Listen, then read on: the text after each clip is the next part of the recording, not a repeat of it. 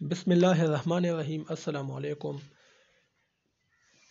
کیسے ہیں معزز سامعین؟ امید ہے آپ سب خیریت سے ہوں گے، خوش باش ہوں گے۔ تو آج ہم پڑھیں گے میرا جی اور اس کی نظم نگاری۔ اس کے لیے میں نے بہت کوشش کی ہے، بہت سی کتابوں کو میں نے تلاش کیا ہے جو آسان ہو اور اس میں مشکل الفاظ نہ ہو۔ اس کے علاوہ میں نے جو اس کے نظم نگاری کے خصوصیات لکھے ہیں، تو اس کے لیے میں نے بہت سی نظموں کو پڑھا، وہاں پر جو آسان اشعار تھے، آسان نظمیں تھی، وہ میں نے اٹھائی یہاں پر لکھی۔ تو کافی تکلیف کے بعد میں نے اور کافی محنت کے بعد میں نے یہ نوٹس تیار کیے، تو آج انشاءاللہ میں آپ کے سامنے پیش کروں گا۔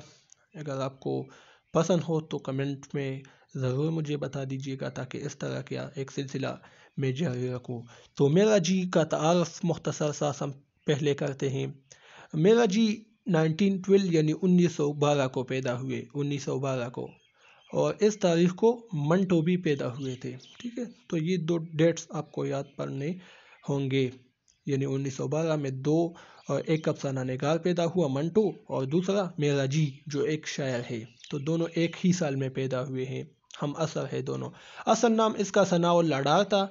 انہوں نے میٹرک کی تعلیم پاس نہ کر سکے، یعنی انہوں نے میٹرک کی تعلیم پاس نہ کر سکے، 10ویں میں تھے غالباً جو انہوں نے اسکول چھوڑ دیا۔ نون میم راشد نے آپ کو ادبی گاندھی کا لقب دیا ہے۔ تو یہ امپورٹنٹ پوائنٹس میں نے لکھے ہیں، ایم سی کیوز میں کبھی ٹیسٹوں میں آ سکتے ہیں کہ ادبی گاندھی میرا جی کو کس نے کہا، تو یہ نون میم راشد نے کہا۔ آپ کو ہندو لڑکی میراسین سے محبت تھی، ایک لڑکی تھی میراسین، اس سے آپ کو محبت تھی، جس کی وجہ سے اپنا نام میراسین رکھا، سوری میرا جی رکھا، یہاں یہ غلط ہے۔ ہندو لڑکی تھی، اس سے محبت ہو گئی، اس کا نام میراسین تھا، تو اسی نام کی بدولت میرا ثناء اللہ ڈار نے اپنا نام کیا رکھا؟ میرا جی رکھا۔ انہوں نے عجیب طرح کی زندگی گزاری ہے، شراب بھی پیتے تھے اور طوائفوں کے کوٹے پر بھی جایا کرتے تھے، اور اسی وجہ سے پھر 1949 یعنی 1949 کو انہوں نے وفات پائی اور بمبئی میں دفن ہوئے۔ تو تقریباً انہوں نے 37 سال کی عمر گزاری ہے۔ ان کے اہم تصانیف ہے میرا جی کے گیت، میرا جی کی نظمیں، گیت ہی گیت، تین رنگ سے آتشا وغیرہ۔ ٹھیک ہے، تو یہ تو مختصر سا تعارف تھا جو میں نے آپ کے سامنے پیش کیا۔ اب میرا جی کی نظم نگاری، اس کو ڈسکس کرتے ہیں۔ جلدی میں پڑھتا ہوں، انشاءاللہ اس میں مشکل الفاظ اتنے نہیں ہیں، آپ خود ہی سمجھ جائیں گے، لیکن بعض اوقات جب مشکل لفظ آئے گا تو میں اس کی تشریح کروں گا۔ تو میرا جی کی شاعری کی نمایاں خصوصیات ذیل میں تفصیل سے بیان ہوئے ہیں۔ میرا جی نے عجیب طرح کی زندگی گزاری ہے، جس طرح انہوں نے زندگی گزاری ہے اسی طرح انہوں نے شاعری بھی کی ہے۔ بعض اوقات وہ ایسے الفاظ و علامات کا استعمال کرتے ہیں جس کو قاری سمجھ ہی نہیں سکتا، یعنی اس کی سمجھ سے بالا ہوتے ہیں، اس طرح کے علامات استعمال کرتے ہیں۔ بعض اوقات ایسے اشعار بھی لکھتے ہیں کہ خود بھی اس میں تذبذب کا شکار ہوتے ہیں۔ ٹھیک ہے، اس کے پیچھے ایک قصہ بھی ہے، لیکن میں یہاں پر اس کو بیان نہیں کر سکتا۔ تو اس کی جو نظم نگاری کے اہم خصوصیات ہیں، وہ پہلے نمبر پر ہے احساس تنہائی۔ میرا جی ایک عجیب قسم کے انسان تھے، وہ تو بظاہر سماج کا ایک حصہ تھا، لیکن خیالی اور حقیقی طور پر وہ سماج سے بیزار تھے، یعنی وہ تو معاشرے میں رہ رہا تھا، لیکن خیالی طور پر وہ معاشرے کا حصہ نہیں تھا۔ وہ اپنے معاشرے اور لوگوں کے درمیان ہوتے ہوئے بھی تنہا تھے، یعنی کسی سے دوستی نہیں کیا انہوں نے۔ ٹھیک ہے، انہوں نے کبھی کسی کو دوست نہیں بنایا، اسی وجہ سے وہ خود کو تنہا محسوس کرتے ہیں۔ جب میرا جی وفات پا جاتے ہیں تو ان کے جنازے میں بھی صرف 4 آدمی تھے۔ تو یہاں آپ دیکھ سکتے ہیں کہ کتنی تنہائی کی زندگی انہوں نے گزاری ہے۔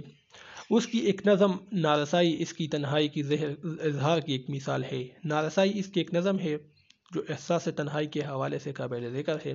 اس کے چند اشعار میں نے یہاں پر لکھے ہیں، آپ اس نظم کو پڑھ لیجئے۔ نارسائی اس کا نام ہے۔ رات اندھیری ہے، رات اندھیری بن ہے سونا کوئی نہیں ہے ساتھ، پون چکولے پیڑ ہلائے تر تر کانپے پات۔ پون اور پیڑ یہ سب درختوں کے نام ہے، پات پتوں کو کہتے ہیں، یعنی میں اکیلا ہوں رات کے وقت اور یہ درخت اس طرح جھوم رہے ہیں، پتے کانپ رہے ہیں، اس طرح۔ ٹھیک ہے، انہوں نے شاعری کی ہے۔ دل میں ڈر کا تیر چبھا ہے، سینے پر ہے ہاتھ، رہ رہ کر سوچوں کیسی پوری ہوگی رات۔ تو یہ آپ دیکھ سکتے ہیں تنہائی اس میں ہے کہ نہیں۔ دوسری جو خصوصیت ہے وہ ہے محبوب سے دوری۔ میراجی ایک ایسے شاعر ہیں جس کی اپنی خیالی دنیا ہے، جس میں وہ مست ہے، جس میں وہ مگن ہے۔ میراجی کو ایک بنگالی لڑکی سے محبت تھی، جس طرح کہ میں نے ویڈیو کے آغاز میں کہا، اس کا نام کیا تھا؟ میراسین اس کا نام تھا۔ میراجی کی یہ محبت یک طرفہ تھی۔ یک طرفہ اس لیے تھی کہ یہ اسکول میں کھڑے تھے اور یہ میراسین اس کے سامنے سے گزرتی ہے اور بس یہ اس پر عاشق ہو جاتا ہے، بس یک طرفہ محبت شروع ہو جاتی ہے۔ اس لڑکی کا نام میراسین تھا، جس کو سامنے جاتے ہوئے دیکھ کر میراجی اس پر عاشق ہو جاتے ہیں۔ پھر زندگی میں کبھی اسی سے ملاقات نہیں ہوتی، یعنی بس اس وقت دیکھتے ہیں جس وقت اس پر فدا ہو جاتے ہیں، پھر اس کو نہیں دیکھتے۔ میراجی چونکہ ہندو دیومالائی قصوں سے متاثر تھا تو کرشن اور رادھا کی دوری کا تصور ان کے ذہن میں نقش ہوا تھا، یعنی رادھا اور کرشن یہ دونوں عاشق تھے، یہ قصے ہیں ہندوؤں کے، ٹھیک ہے، تو اس سے بھی میراجی متاثر تھے۔ وہ کبھی میراسین کو رادھا بناتے ہیں اور خود کو کرشن بناتے ہیں، کبھی ان کو چاند بناتا ہے اپنے محبوب کو اور کبھی ستارہ۔ اس کی مثال اس کی ایک نظم دوری و نزدیک ہے، یہ ایک پوری نظم ہے، آپ اس کو پڑھ لیجئے گا۔ یہاں پر چند اشعار میں نے لکھے ہیں: تیرا دل دھڑکتا رہے گا، میرا دل دھڑکتا رہے مگر دور دور، زمین پر سہانے سمے آ کے جاتے رہیں گے یوں ہی دور دور۔ یعنی یہاں پر آپ دیکھ سکتے ہیں کہ دوری کا احساس ہے۔ اگلی جو خصوصیت ہے علامات اور اشارات کا استعمال۔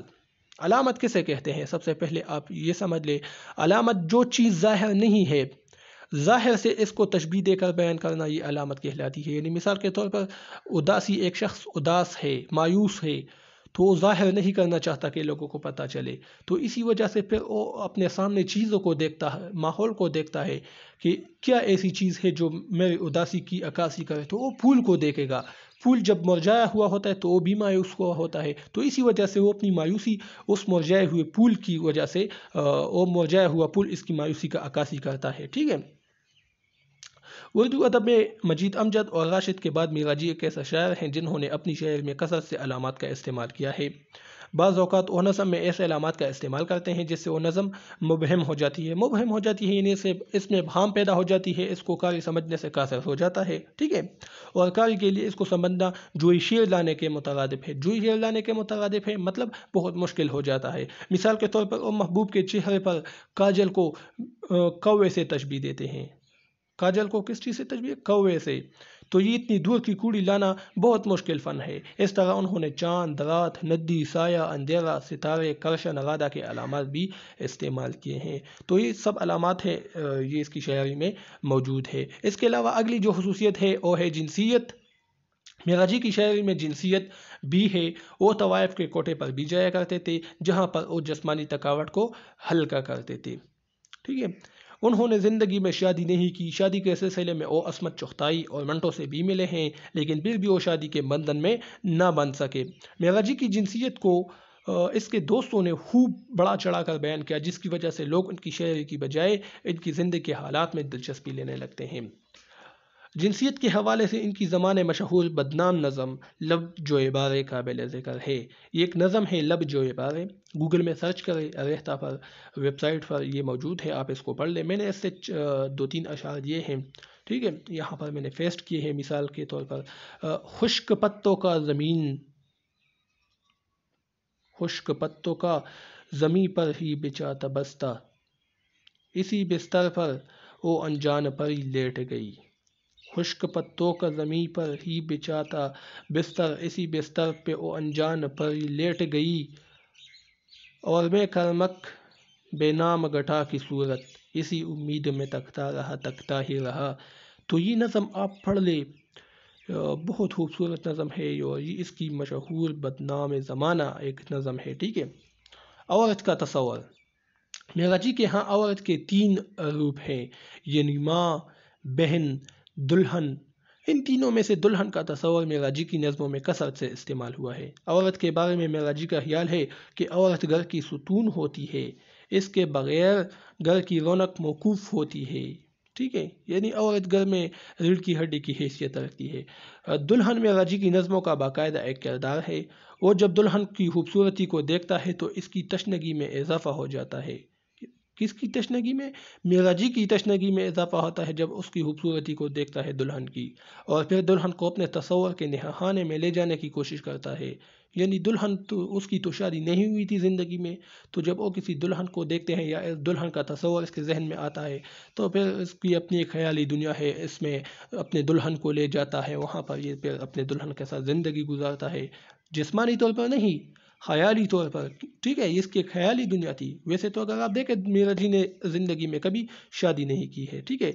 اس ضمن میں لب جو عبارے کا یہ شعر ملاحظہ ہو، یعنی دلہن کے حوالے سے بھی یہ شعر ہے: ہاں تصور کو میں اب بنا کر دلہا، اسی پردے کے نہانے میں لے جاؤں گا۔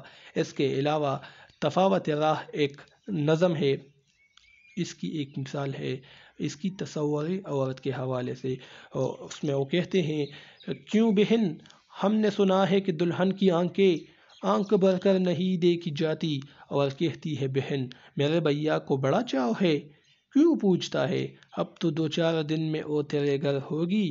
ٹھیک ہے، تو یہ معراجی کی نظم نگاری کی خصوصیات تھے جو میں نے بہت سی محنت کے بعد تلاش کیے ہیں اور اسے باقاعدہ نوٹس بنائے اور آپ کے سامنے پیش کیے۔ تو امید ہے آپ کو پسند آ چکے ہوں گے۔ کمنٹ میں اپنے رائے کا اظہار کیجیے، اور انشاءاللہ نیکسٹ ویڈیو میں پھر ملیں گے۔ ابھی مجھے اجازت دیجیے، اللہ حافظ۔